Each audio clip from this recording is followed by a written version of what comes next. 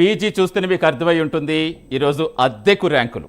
ఇప్పటి వరకు అద్దెకు ఇల్లో, అద్దెకు హోటల్స్తో అని విని ఉంటాం. కానీ అద్దెకు ర్యాంకులతోటే ఇప్పుడు కార్పొరేట్ విద్యా సంస్థలు నయా దందాకు పాల్పడుతున్నాయి. ఎక్కడో చదివి ర్యాంక్ వస్తే తమ విద్యార్థిగా ప్రచారం చేసుకుంటున్నాయి. శ్రీ చైతన్య ఆగడాలు రోజు రోజుకు పెరిగిపోతున్నాయి. ఇదేదో మేము నార్మల్గా చెప్పట్లేదు, కీలక సాక్ష్యాలతోటే మీకు వివరించే ప్రయత్నం చేస్తాం. నార్త్ ఇండియాలో వివిధ ఇన్స్టిట్యూట్ల ర్యాంకర్లను తమ విద్యార్థులుగా ప్రచారం చేసుకుంటోంది శ్రీ చైతన్య. అదే ఈ అద్దెకు ర్యాంకులు. ఇంత జరుగుతున్న మరి విద్యా సంస్థ ఏం చేస్తోంది? శ్రీ చైతన్య ఆగడాలకు ప్రభుత్వాల అండదండలు ఉన్నాయని విమర్శలు కూడా చాలా భారీ ఎత్తున వ్యక్తమవుతున్నాయి. కళ్ళ ముందు సాక్ష్యాలు కనిపిస్తున్నా చర్యలు తీసుకోలేని దైన్యస్థితి ఉందా? కార్పొరేట్ విద్యా మాఫియా ప్రభుత్వాలను శాసిస్తుందా? ఇదే అంశానికి సంబంధించి డీటెయిల్గా చెప్పే ప్రయత్నం చేస్తాను. ఈ అద్దెకు ర్యాంకులు, అసలు అద్దెకు ర్యాంకులు తెచ్చుకోవడం ఏంటి? ఎంతమందిని మోసం చేస్తారు? ప్రజెంట్ మనం చూస్తున్నాం all India number 1 rank Devdutt Majhi. వీళ్ళేం చేస్తున్నారు? శ్రీ చైతన్య విద్యార్థిగా ప్రచారం చేసుకుంటున్నారు. కానీ అక్కడ పాత్ ఫైండర్ ఇన్స్టిట్యూట్లో ఆమె చదివినట్టుగా ప్రచారం జరుగుతోంది. మరి ఏది నమ్మాలి? అంటే ఎక్కడ చదివారు, ఎవరి విద్యార్థిగా ప్రచారం చేసుకుంటున్నారు? ఇది ఐఐటి జేఈకి సంబంధించి, మెయిన్కి సంబంధించి జేఈ మెయిన్ 2025లో నెంబర్ 1 ర్యాంక్ వచ్చినట్టుగా we promised excellence we delivered rank 1 అని వీళ్ళు ప్రచారం చేసుకుంటున్నారు. అక్కడ చూస్తే పాత్ ఫైండర్ ఇన్స్టిట్యూట్లో చదివినట్టుగా ప్రచారం సాగుతోంది. ఇది నెంబర్ 1 ర్యాంకుకు సంబంధించిన మోసం. ఇంకా చాలా ఉన్నాయి. ఇలా ఒక్కొక్కటిగా మీకు వివరించే ప్రయత్నం చేస్తాం. సివేన్ వికాస్ తోష్నివాల్ ఆల్ ఇండియా 9వ ర్యాంక్ వచ్చింది. సో ఇది కూడా శ్రీ చైతన్య విద్యార్థిగా వీరు ప్రచారం చేసుకుంటున్నారు. కానీ అక్కడ జరిగేది ఏంటి? బోత్రా క్లాసెస్లో చదివినట్టుగా మరో ప్రచారం సాగుతోంది. మరి ఎవరిని నమ్మాలి? అంటే చైతన్యలో చదివారా, అక్కడ చదివారా? ఎక్కడ చదివితే ఎక్కడ ర్యాంక్ వచ్చింది, ఎక్కడో ర్యాంక్ వస్తే ఎవరు ప్రచారం చేసుకుంటున్నారు? ఇది సివేన్ వికాస్ తోష్నివాల్కి సంబంధించిన ఇన్ఫర్మేషన్. సో మరో విద్యార్థి చూసుకుంటే ఆల్ ఇండియా 10వ ర్యాంక్ సాక్షున్ జిందాల్. ఇతన్ని కూడా శ్రీ చైతన్య విద్యార్థిగా ప్రచారం చేసుకుంటున్నారు. అలెన్ కెరీర్ ఇన్స్టిట్యూట్ విద్యార్థిగా మరో ప్రచారం సాగుతోంది. మరి ఇందులో ఏం చూడాలి? సో ఇవే అంశాలకు సంబంధించి అంటే ప్రధానంగా చాలానే జరుగుతున్న ఈ మధ్యకాలంలో కార్పొరేట్ విద్యా సంస్థల దందా ఏ స్థాయిలో నడుస్తోందో, విద్యార్థులు ఎంత ఇబ్బంది పడుతున్నారో, అటు పేరెంట్స్ ఎన్ని ఇబ్బందులు ఎదుర్కొంటున్నారో, ఇవన్నీ ప్రతిరోజు మీకు వివరించే ప్రయత్నం ఎవ్రీడే ప్రైమ్ నేను చేస్తూనే ఉంది. బట్ ఇప్పుడు ర్యాంకులు దందా వచ్చేటప్పటికి ఎప్పుడు వింటూ ఉంటాం 1 1 1 2 2 2 ఈ విధంగా వాళ్ళు ప్రచారం చేసుకుంటారు. అందులో తప్పేం కాదు, ఎవరి పబ్లిసిటీ వారిది. కానీ అది ఏంటి, ఏది నిజం, వాళ్ళు ఎక్కడ చదివారు, ఎక్కడ వాళ్ళు ప్రచారం చేసుకుంటున్నారు, అసలు ఇందులో వాస్తవాలంతా, ఇవన్నీ మేమేదో నార్మల్గా చెప్పట్లేదు. కీలక సాక్ష్యాలు సేకరించి మా అసోసియేటర్ రాజు కూడా ఆల్రెడీ జాయిన్ అయ్యారు ప్రతిదీ క్షుణ్ణంగా చెప్పేందుకు.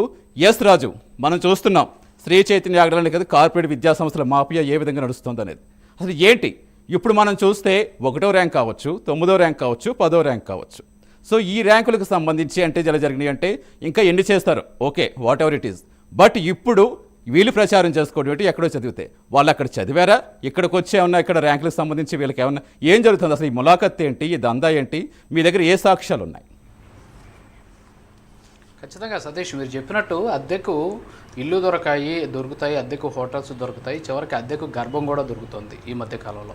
అలాంటిది ర్యాంకులను అద్దెకు తీసుకొచ్చి వీళ్ళు మా విద్యార్థులే అని చెప్పేసి ప్రచారం చేసుకుంటూ అమాయకపు తల్లిదండ్రులను మోసం చేసి విద్యా వ్యవస్థను ఒక మాఫియాలాగా తయారు చేసి శ్రీ చైతన్యకి సంబంధించినటువంటి విద్యా సంస్థలో సాగిస్తున్నటువంటి ఒక విద్యా దందాని ఇప్పుడు ప్రైమ్ 9 స్క్రీన్ మీద మనం చూస్తున్నాం.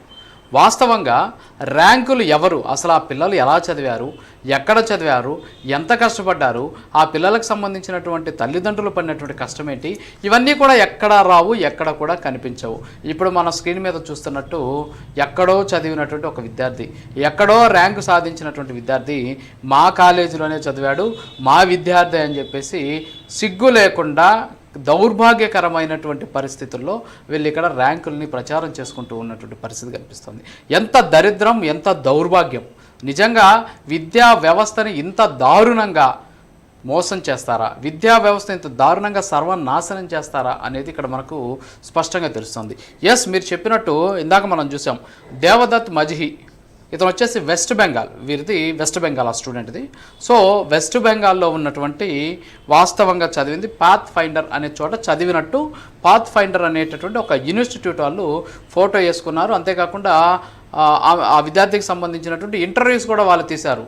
పాత్ ఫైండర్కి సంబంధించినటువంటి ఎవరైతే ఆ ఇన్స్టిట్యూట్ హెడ్ ఉంటాడో ఆయన లడ్డూలు కూడా పంపిణీ చేశాడు. ఎందుకంటే మా స్టూడెంట్కి మంచి ర్యాంక్ వచ్చింది అని చెప్పేసి లడ్డూలు కూడా పంపిణీ చేశాడు.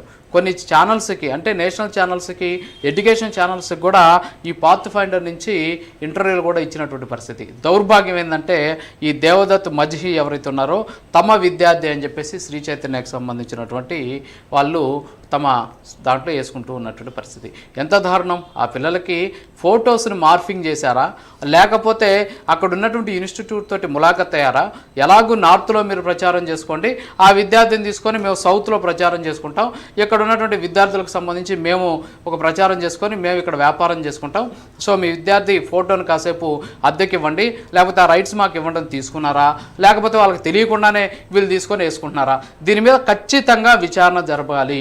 విచారణ కానీ జరగకపోతే ఇలాంటి విద్యా మాఫియా హెచ్చుమీరేటటువంటి అవకాశం ఉన్నాయి. అసలు ఎక్కడ చదివారు ఆ విద్యార్థులు? ఎవరికో ఉన్నటువంటి విద్యార్థి అంటే ఎక్కడో చదివినటువంటి విద్యార్థిని తీసుకొచ్చి మా విద్యార్థి అని చెప్పుకోవడం ఎంత దారుణం, ఎంత దౌర్భాగ్యం. ఆ ర్యాంకులన్నీ కూడా పేపర్లో కానీ చూస్తే ప్రధాన శీర్షికల్లో కొన్ని కోట్ల రూపాయలు ఖర్చు పెట్టి యాడ్స్ వేశారు. ఈ యాడ్స్ చూసిన తల్లిదండ్రులంతా కూడా నిజమే ఇలా స్కూల్లో ఇలా కాలేజీలో చదివారేమో అనుకొని చెప్పేసి తమ పిల్లల్ని తీసుకొచ్చి చేర్చేస్తున్నారు. ర్యాంకులు కాదు కదా, కనీసం పాస్ కాలేనటువంటి పరిస్థితుల్లో కూడా ఈరోజు చాలామంది ఉన్నటువంటి పరిస్థితి. ఇవి ఎగ్జాంపుల్స్ మాత్రమే. మనం ఈ మూడింటిని ఎగ్జాంపుల్ తీసుకున్నాం. లోపలికి వెళ్తుంటే చాలా దొరుకుతున్నాయి. గడిచిన 4-5 సంవత్సరాలకు సంబంధించినటువంటి శ్రీ చైతన్య ర్యాంకుల భాగోతాన్ని ప్రైమ్ 9 న్యూస్ బట్టబయలు చేయబోతోంది. ఎన్ని కోట్ల రూపాయల మాఫియాని దీని వెనక నడిపిస్తోంది. విద్యా వ్యవస్థ అంతా కూడా ఒక మాఫియాలాగా తయారయ్యి మీ విద్యార్థిని మాకు ఇవ్వండి, లేకపోతే మా విద్యార్థిని మీకు ఇస్తాం, మీరు కాసేపు ప్రచారం చేసుకోండి, మేము కాసేపు ప్రచారం చేసుకుంటాం అనేసి అద్దెకు వాడుకుంటూ ఉన్నటువంటి పరిస్థితి. విద్యార్థుల భవిష్యత్తు వాళ్ళంతా కూడా చాలా తెలివైనటువంటి విద్యార్థులు, వాళ్ళంతా కూడా మంచి ర్యాంకులు సాధించినటువంటి విద్యార్థులు. అలాంటి విద్యార్థులను ప్రోత్సహించాల్సింది పోయి వాళ్ళ ఫోటోలతోటి ఈరోజు వ్యాపారం చేసుకోవడం ఎంత దారుణమైన విషయమో వేరే చెప్పాల్సినటువంటి అవసరం లేదు. అలాగే మీరు చెప్పినట్టు తోషిన్వాల్ సివేన్ ఈయన పేరు మార్చి మరీ వాడుకున్నారు, అది వేరే విషయం. ఇతనికి 9th ర్యాంక్ వచ్చింది ఈ అబ్బాయికి. ఈ అబ్బాయి వాస్తవంగా అయితే బాత్రా క్లాసెస్ అని చెప్పేసి గుజరాత్లో ఉంటుంది అనమాట. ఆ ఇన్స్టిట్యూట్ వాళ్ళు తమ విద్యార్థిగా వాళ్ళు పేర్కొంటున్నారు. ఆ విద్యార్థిగానే వాళ్ళు కూడా అక్కడ సెలబ్రేషన్స్ కూడా చేసుకున్నారు. ఆ వీడియోస్ కూడా ఉన్నాయి మన దగ్గర. అయితే ఆ విద్యార్థి కూడా శ్రీ చైతన్య స్కూల్లో చదివినట్టు వేసుకున్నారు. ఎంత దౌర్భాగ్యకరమైనటువంటి విషయం. ఎవరా విద్యార్థి? బాత్రా క్లాసెస్కు సంబంధించిన విద్యార్థి. అతను తీసుకొచ్చే శ్రీ చైతన్య విద్యార్థిగా చూపించడం ఎంతవరకు దారుణమైనటువంటి పరిస్థితి. దీన్ని ఎవరు అరికట్టాలి? ఎందుకని ఇలా చేస్తున్నారు? ఇంకొక విద్యార్థి సాక్ష్యం జిందాల్, ఇతనికి 10th ర్యాంక్ వచ్చింది. ఇతను వచ్చేసి అలెన్ కెరీర్ ఇన్స్టిట్యూట్స్లో వాళ్ళు ప్రచారం చేసుకుంటున్నారు, ఇంటర్వ్యూస్ ఇస్తున్నారు. అంతేకాకుండా భారీ ఎత్తున తమ విద్యార్థికి మంచి ర్యాంక్ వచ్చిందని చెప్పేసి వాళ్ళు చెప్పుకుంటూ ఉన్నటువంటి పరిస్థితి. కట్ చేస్తే అతను కూడా శ్రీ చైతన్యలో చదివినట్టు వీళ్ళు చెప్పుకుంటూ ఉన్నటువంటి సిచ్యువేషన్. అసలు విద్యా వ్యవస్థ ఏం చేస్తోంది? ఇలాంటి ర్యాంకుల పేరుతోటి మోసం చేస్తుంది. గతంలో ఒక సినిమా చూసాం. సినిమా చూసిన ప్రతి ఒక్కరు కన్నీళ్లు పెట్టుకున్నారు. విద్యా వ్యవస్థ మీద తీవ్రమైన ఆవేశంతో మాట్లాడారు. దాంట్లో ఏం చేస్తారంటే ఎవరో విద్యార్థులు 1-2-3 విద్యార్థులు ర్యాంకులు కొనుక్కొని వీళ్ళు పేద విద్యార్థుల జీవితాలతో ఆటలాడుకుంటారు. ఈరోజు ఆంధ్రప్రదేశ్ 2 తెలుగు రాష్ట్రాలు అదే జరుగుతుంది.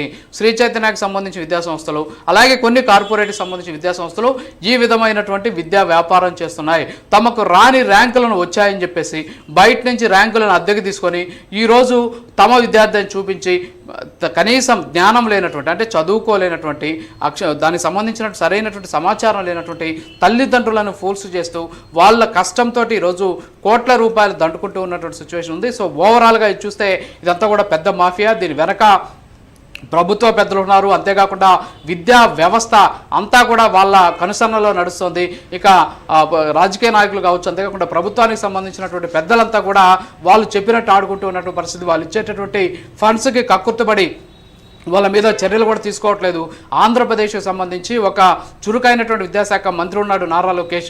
ఆయన విద్యా వ్యవస్థలో సమూలమైనటువంటి మార్పులు తీసుకొస్తున్నారు. మరి ఆయనైనా సరే దీని మీద శ్రద్ధ పెట్టి ఇలాంటి విద్యా సంస్థల మీద కఠినమైనటువంటి చర్యలు తీసుకోకపోతే ఖచ్చితంగా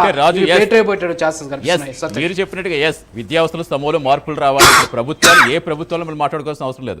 గత ప్రభుత్వాలు కావచ్చు, ఇప్పుడు ప్రభుత్వాలు కావచ్చు, ఈ రాష్ట్రం కావచ్చు, ఆ రాష్ట్రం కావచ్చు, ఎవరైనా ప్రభుత్వ రంగ సంస్థలు ప్రభుత్వ రంగ బడులను ప్రోత్సహిస్తాం, ప్రతి ఒక్క విద్యార్థి అక్కడ చదివేలా చేస్తామని మరి ఎంత గొప్పగా ఉపదేశాలు ఇస్తున్నప్పుడు పోనీ ఎంత మాఫియా జరుగుతుంటే ఏ ఒక్కరు ఎందుకు అరికట్టలేకపోతున్నారు? సరే, ఎవరి వ్యాపారాలు ఆలవి, విద్యను వ్యాపారం ఎప్పుడో మార్చేస్తారు, అదంతా కొనసాగుతూనే ఉంటుంది. ఎంత మొత్తుకున్నా దాన్ని ఆపే విధంగా ఎందుకు యాక్షన్ తీసుకోలేకపోతున్నారు? ఆ విద్యాశాఖ మంత్రులు కూడా మంచి పలుకుబడితో ఉన్నప్పుడు వాళ్ళు ఎందుకు చర్యలు తీసుకునేందుకు ముందుకు ఎందుకు రాలేకపోతున్నారు? ఖచ్చితంగా సతీష్, ఎందుకంటే ఇంత పెద్ద ఎత్తున కళ్ళ ముందు కనిపిస్తుంది, ఎంత దారుణం చూడండి. నిజంగా అసలు అలాంటి స్థాయిలో ఒక మాఫియా ఉంటుందా? కళ్ళ ముందు ఎవరో విద్యార్థులను తీసుకొచ్చి తమ విద్యార్థులుగా ప్రచారం చేసుకోవడం. అసలు విద్యా వ్యవస్థ ఏం చేస్తుంది? మీరు అంటున్నట్టు విద్యాశాఖ ఏం చేస్తుంది? ప్రతి జిల్లాకి ఒక ఇంటర్మీడియట్ అయితే విద్యాశాఖకు సంబంధించినటువంటి జిల్లా వృత్తి విద్యాశాఖ అధికారి, అలాగే ఇంటర్మీడియట్కి సంబంధించిన శాఖ అధికారులు ఉంటారు, ఆర్జేడీలు ఉంటారు, అలాగే జాయింట్ డైరెక్టర్లు ఉంటారు, అలాగే విద్యాశాఖ కమిషనర్లు ఉంటారు. సో ఇంతమంది వ్యవస్థ ఉన్నటువంటి విద్యా వ్యవస్థ ఈ విధంగా ర్యాంకుల పేరుతోటి మోసం చేస్తూ ఉన్నటువంటి ఈ విద్యా సంస్థల మీద ఎందుకని చర్యలు తీసుకోవట్లేదు? భారీ ఎత్తున అక్రమాలకు పాల్పడుతున్నారు. మనం ఖచ్చితంగా తొందరలోనే 2-3 రోజుల్లోనే పూర్తిగా వరుసగా సాక్ష్యాధారాలను బయటపెట్టబోతున్నాం. గడిచిన 4-5 ఏళ్ళుగా ఏ స్థాయిలో వీళ్ళు ర్యాంకుల పేరుతోటి మోసం చేశారో కూడా చూపిస్తున్నాం. ఖచ్చితంగా ఆ విద్యార్థులకు సంబంధించి వాస్తవంగా వాళ్ళకి సంబంధించి ఆ ఫేస్ని బ్లర్ చేసి చూపించాలనుకున్నాం. కానీ ఆ విద్యార్థులు చాలా గర్వంగా మంచి ర్యాంకులు సాధించారు. వాళ్ళు సాధించినటువంటి ర్యాంక్ నిజం, కానీ సాధించారు అని చెప్పుకుంటున్నటువంటి విద్యాసంస్థ అబద్ధం. సో ఆ విద్యార్థులకు పేరు రావాలి. సో కాబట్టి ఆ విద్యార్థులు అందరికీ కూడా తెలియాలి, ఇంత మంచి విద్యార్థులు, ఇంత మంచి ర్యాంకులు సాధించినటువంటి ఆ విద్యార్థులు గర్వంగా చూపించాలనే ఉద్దేశంతోనే మనం ఈరోజు ప్రైమినెంట్ స్క్రీన్ మీద కూడా చూపిస్తూ ఉన్నాం. వాస్తవంగా అయితే వాళ్ళు సాధించినటువంటి ర్యాంకులు ఒక అద్భుతమైన ర్యాంకులు, బాగా కష్టపడి చదువుకున్నారు. వాళ్ళ కష్టంతో చదువుకుంటే ఈరోజు ఇలాంటి విద్యాసంస్థలని మా విద్యార్థులు అని చెప్పి వేసుకునేదానికి నిజంగా కాస్తలో కాస్తైనా సరే జ్ఞానం ఉండాలి. కనీసం ఇంగిత జ్ఞానం కూడా లేకుండా ఈ వ్యవస్థలు పనిచేస్తున్నాయా అనేటటువంటి అనుమానాలు వ్యక్తమవుతున్నాయి. ఇక ప్రభుత్వాలు అంటారా, ఖచ్చితంగా ఈ విద్యా వ్యవస్థ ఎప్పుడైతే ప్రైవేటు చేతిలోకి వెళ్ళిపోయిందో అప్పటి నుంచి కూడా ప్రైవేటు వ్యవస్థ శాసించినట్టే ప్రభుత్వాలు కూడా వాళ్ళ కన్సర్న్లో నడుస్తున్నాయి. ప్రభుత్వాలకు సంబంధించినటువంటి ప్రజాప్రతినిధులు కావచ్చు, మీరు చెప్పినటువంటి వ్యవస్థ కావచ్చు, వీళ్ళంతా కూడా ఖచ్చితంగా వాళ్ళు చెప్పినట్టే నడుచుకుంటూ ఉన్నటువంటి పరిస్థితి. కాకపోతే ఆంధ్రప్రదేశ్లో కొంత మేలు, ఎందుకంటే విద్యాశాఖ మంత్రిగా నారా లోకేష్ ఉన్నాడు. ఆయన వెంటనే ప్రధాని కూడా స్పందించేస్తున్నాడు. విద్యార్థులకు హాల్ టికెట్లు ఇవ్వడం కావచ్చు, అంతేకాకుండా విద్యార్థులకు సంబంధించి ఫీజుల విషయంలో ఎవరైనా ఇబ్బంది పెడితే ఆ కాలేజీల మీద చర్యలు తీసుకోవడం కావచ్చు, ఇవన్నీ కూడా ఆయన చేస్తూ ఉన్నాడు. అయితే ఇప్పుడు ఇది ఆయన దృష్టికి వెళ్ళిందో లేదో కానీ ఖచ్చితంగా ఇప్పుడు ప్రైమ్ న్యూస్ వెలుగులోకి తీసుకొచ్చింది కాబట్టి సో నిజంగా ఆయన విద్యా వ్యవస్థ మీద నమ్మకం ఉన్నటువంటి వ్యక్తి. అంతేకాకుండా విద్యా వ్యవస్థలో సమూలమైన మార్పులు తీసుకురావాలి. ఆయన విద్యాకి సంబంధించి కార్పొరేట్ మాఫియా కాకుండా విద్యార్థులకు న్యాయం చేయాలనుకునేటువంటి ఆలోచన ఉన్నటువంటి వ్యక్తి కాబట్టి ఖచ్చితంగా ఈ కథనాన్ని చూసిన తర్వాత దీని మీద విచారణకు ఆదేశిస్తారు. దాంట్లో ఏమాత్రం డౌట్ లేదు. ఖచ్చితంగా తెలుగు రాష్ట్రాలు 2 కూడా, అంటే తెలంగాణలో కూడా ఖచ్చితంగా దీని మీద చర్యలు తీసుకోవాలి. మొన్నైతే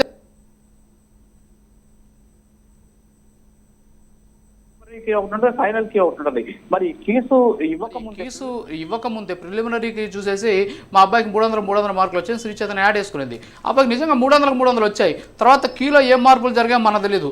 దాన్ని కూడా లోపలికి వెళ్ళి కానీ చూస్తే చాలా వాస్తవాలు కూడా వెలుగు చూసే వస్తున్నాయి. అందులో కూడా ఏమైనా లోపభూయిష్టమైనటువంటి విధానాలు ఉన్నాయనేది తెలియనటువంటి సిచ్యువేషన్. సో ఓవరాల్గా అయితే ఇదంతా కూడా ర్యాంకుల కోసం విద్యార్థుల మేధస్సుని, విద్యార్థుల తెలివితేటల్ని, విద్యార్థుల జ్ఞానాన్ని వీళ్ళు ఈరోజు గ్రాప్ చేసి తమ విద్యార్థులుగా చూపించుకోవడం. అంటే వాళ్ళు కష్టపడి చదివారు, ఆ విద్యార్థులు ఉన్నటువంటి ఎన్నో సమస్యలు అధిగమించి, ఒత్తిళ్లు అధిగమించి ర్యాంకులు సాధిస్తే వాళ్ళ సాధించినటువంటి ర్యాంకులను వాళ్ళుగా చెప్పుకోకుండా ఎవరెవరో ప్రచారం చేసుకోవడం నిజంగా ఇది వ్యక్తిగతమైనటువంటి ప్రతిభను సర్వనాశనం చేసేటటువంటి ఒక అంశం. దీని మీద హ్యూమన్ రైట్స్ అంటే మానవ హక్కులకు కూడా భంగం కలిగించినటువంటి పరిస్థితి. ఎందుకంటే ఆ విద్యార్థి కష్టపడి చదివాడు, ఆ అబ్బాయికి సంబంధించినటువంటి ఆ కష్టాన్ని బయటకు తెలియకుండా ఈ కష్టం మాది అని చెప్పి చెప్పుకునే ప్రయత్నం, ఆ విద్యార్థులు పడినటువంటి కష్టంతో వీళ్ళు వ్యాపారం చేసుకుంటున్నటువంటి పరిస్థితి ఏదైతే ఉందో దీని మీద కఠినమైనటువంటి చర్యలు తీసుకోవాలి. కేవలం ఇది ఒకటే కాదు, చాలా ఉన్నాయి. అవన్నీ కూడా ప్రైమ్ న్యూస్ శ్రీ చైతన్యకు సంబంధించినటువంటి ఆగడాలు, కొన్ని కార్పొరేట్ విద్యాసంస్థకు సంబంధించిన ఆగడాలు, ట్రస్ట్ల పేరుతోటి వాళ్ళు చేస్తున్నటువంటి భాగోతాలు, ట్రస్ట్ల పేరుతోటి ఏ విధంగా ప్రభుత్వాలు మోసం చేస్తున్నారు, ట్రస్ట్ పేరుతోటి వచ్చినటువంటి ఆదాయంలో ట్యాక్స్ని ఏ విధంగా ఎగ్గొడుతున్నారు, ఇవన్నీ కూడా సాక్ష్యాధారాలు మన దగ్గర ఉన్నాయి.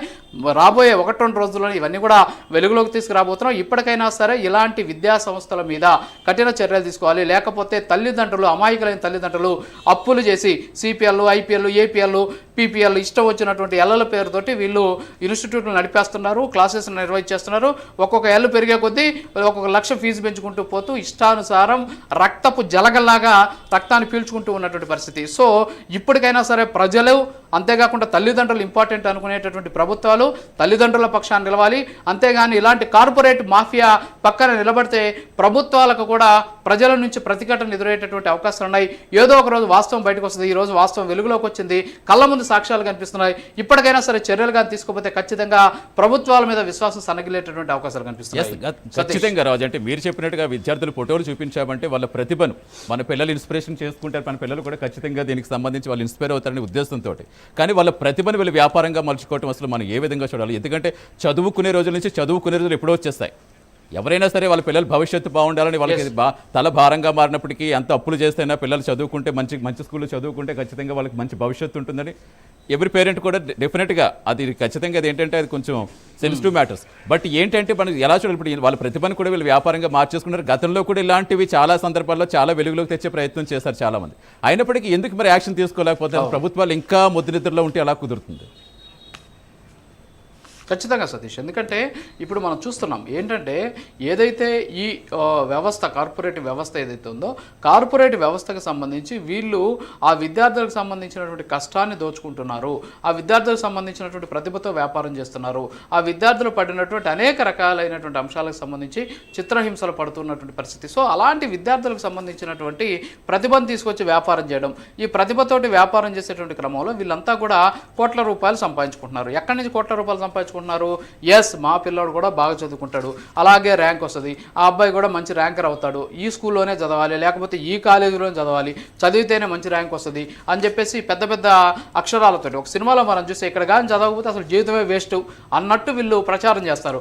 సో ఆ ప్రచారాన్ని చూసినటువంటి చాలామంది తల్లిదండ్రులు అప్పులు చేసి అలాగే ఆస్తులు అమ్ముకొని తమ పిల్లలు బాగుంటే చాలు అనుకున్నట్టు అక్కడ పంపిస్తారు. అక్కడ చెప్పేటటువంటి విద్య వీళ్ళకేం అర్థం కాదు, ఒత్తిడికి తట్టుకోలేరు, ర్యాంక్ రాకపోతే తల్లిదండ్రులు తిడతారు, చదువుకోకపోతే ఇక్కడ ఒత్తిడి, అలా ఒత్తిడి తట్టుకోవాలా లేకపోతే తల్లిదండ్రులు అప్పులు చేసి నన్ను చదివించాలని చూస్తున్నాను చదవలేకపోతున్నా అనేసి వాళ్ళ ఒక ప్రెజర్కి లోనే ఆత్మహత్యలు చేసుకున్నటువంటి పరిస్థితులు మనం చూసాం. ఈ ర్యాంకులు ఎవరికో వచ్చిన ర్యాంకులు మాకు వచ్చాయని చెప్పేసి ఈ ర్యాంకులు మీ పిల్లలకి ఇస్తామని చెప్పేసి ఆ పిల్లలకి సంబంధించినటువంటి సామర్థ్యం ఫస్ట్ ఏంటి, ర్యాంక్ రావాలంటే ఏంటి, ఏ విద్యార్థికైనా ఒక సామర్థ్యం ఉంటుంది. ఆ సామర్థ్యాన్ని బట్టి ఆ విద్యార్థి ఎలా చదువుతాడు, ఏ స్థాయిలో చదవగలడు, అబ్బాయికి ఉన్నటువంటి మానసిక పరిస్థితి ఏంటి, దానికి తగ్గట్టుగా అబ్బాయికి ఎలాంటి ర్యాంక్ వస్తుంది అనేటటువంటి ఉద్దేశంతో ప్రతి ఒక్కరు కూడా అసెస్మెంట్ చేయాలి. అలా అసెస్మెంట్ చేయకుండా మీ వాడికి కూడా ఇలాంటి ఫస్ట్ ర్యాంకే రావాలంటే మా కాలేజీ నుంచి చేర్చండి, ఈ 9th ర్యాంక్ రావాలంటే మా కాలేజీ నుంచి చేర్చండి, మీరు ఐఐటి కావాలంటే 6వ క్లాస్ నుంచే చదివించండి. సో ఇలా రకరకాలైనటువంటి అంటే తల్లిదండ్రులను బ్రెయిన్ మాఫింగ్ చేసేసి ఒక రకంగా చెప్పాలంటే వాళ్ళందరినీ కూడా తమ సుప్త చేతనావస్థలోకి తీసుకెళ్ళిపోయి వాళ్ళ మైండ్ని వీళ్ళ కంట్రోల్లోకి తీసుకొని అందమైనటువంటి ప్రచారాలతోటి దారుణమైనటువంటి సిచ్యువేషన్ క్రియేట్ చేస్తున్నారు. ఇప్పుడు అదే జరుగుతుంది. ఎందుకంటే ఇప్పుడు చూడండి ఎంత దారుణం, అసలు ఆ స్క్రీన్ మీద చూస్తుంటే నిజంగా చాలా కడుపు తరుక్కుపోతుంది. ఎవరో విద్యార్థులు పాపం, ఆ విద్యార్థులు ఎంత కష్టపడ్డారో, ఎంత బాగా చదువుకున్నారో, అలాంటి విద్యార్థులను తీసుకొచ్చి మా విద్యార్థులు అని చెప్పుకునే దానికి నిజంగా ఈ విద్యా సంస్థకి కనీసం ఏమైనా ఉందా, కనీసం మాట్లాడగలిగినట్టు హక్కు ఉందా? ఇలాంటి వాళ్ళు విద్యా సంస్థల్లో నడిపితే మోసాలు చేస్తే ఒక రకంగా చెప్పి చీటింగ్ అంటే విద్యార్థులకు ఏం నేర్పిస్తారు? మీరు చీటింగ్ చేయడం నేర్పిస్తారా? అంటే విద్యార్థులకు విలువలు నేర్పించరా? అసలు విద్యా సంస్థ ఏంటి అంటే ఏంటి? విద్యార్థులకు విద్యాబుద్ధులు నేర్పించేటటువంటి ఒక వ్యవస్థ, ఒక దేవాలయం. మరి ఆ దేవాలయంలో తప్పు జరుగుతుంది, మరి ఆ వ్యవస్థలో తప్పు జరుగుతుంది, మరి వాళ్ళే తప్పు పనులు చేస్తున్నారు, మరి వాళ్ళే అక్రమాలు ఎలా చేయాలో నేర్పిస్తున్నారు, వాళ్ళే అక్కడ ఉన్నటువంటి విద్యార్థులు ఏ విధంగా నాశనం చేయాలో చూపిస్తున్నారు. మరి వీళ్ళందరూ విద్యా సంస్థలు నడపగలిగినట్టు ఎస్ అంటే రాజు, ఎస్ మీరు చెప్పినట్టుగా అంటే ఇప్పుడు మనం ఇక్కడ ఇంకో కోణం కూడా ఆలోచించాల్సిన అవసరం ఉందా?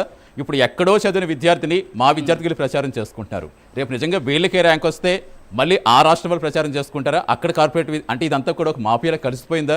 దేశవ్యాప్తంగా మీ రాష్ట్ర విద్యార్థులు మీరు దోచుకోండి, మా రాష్ట్ర విద్యార్థులు మేము దోచుకుంటాం అనే విధంగా సాగుతుందా? అంటే ఎక్కడి వరకు వెళ్ళే అవకాశం ఉంది? అసలు దీని వెనక ఎంత మాఫియా దాగుందని ఎవరు దృష్టి పెడితే బయటకు వస్తుంది? ఖచ్చితంగా. ఎందుకంటే మీరు చెప్పినట్టు ఇక్కడ ఉన్నటువంటి విద్యార్థులకు ర్యాంకులు వస్తే అక్కడ ఉన్నటువంటి విద్యార్థులకు ఇవ్వడం, అక్కడ ఉన్నటువంటి విద్యార్థులకు ర్యాంకులు వస్తే ఇక్కడ ఉన్నటువంటి విద్యార్థులకు ఇవ్వడం. సో ఇదంతా కూడా ఒక ప్లాన్ ప్రకారం జరుగుతుంది. మీరు చెప్పినట్టు ఇది ఒక మాఫియా. ఎందుకు మాఫియా అంటున్నానంటే మీరు చెప్పింది ఏంటి, ఇక్కడ ర్యాంకులు వచ్చిన వాళ్ళు అక్కడ కూడా ఖచ్చితంగా ఉండొచ్చు, దాన్ని కూడా మనం వెలికి తీస్తున్నాం. ఇంకా కూడా కొంత సమాచారం రావాలి. ఇది ప్రాథమికంగా మనం సేకరించినటువంటి సమాచారం ఇది. సో ప్రాథమికంగా తీసుకున్న సమాచారం మేరకే పరిస్థితి ఇలా ఉంది.